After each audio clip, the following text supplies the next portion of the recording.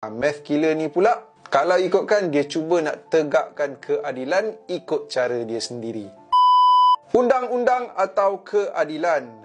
Kalau korang terlepas tengok Sheriff Narco Integrity dekat wayang hari tu, samalah macam aku. Tapi aku baru je lepas layan dekat Netflix. Bila dah tonton filem Narco Integrity ni, barulah aku faham kenapa ramai orang puji melambung filem ni. Ini memang antara movie Malaysia yang best pernah aku tengok. 4.75 bintang daripada 5 bintang.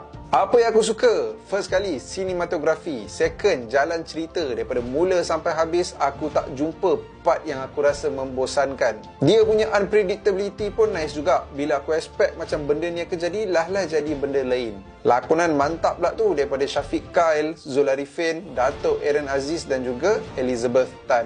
Kalau aku kena cari apa yang aku tak suka pasal filem Narco Integrity ni, mungkin ending dia lah kot. Betul main jiwa bai. Aku punyalah nak tahu apa jadi lepas dia hadap. Tak boleh cerita lebih.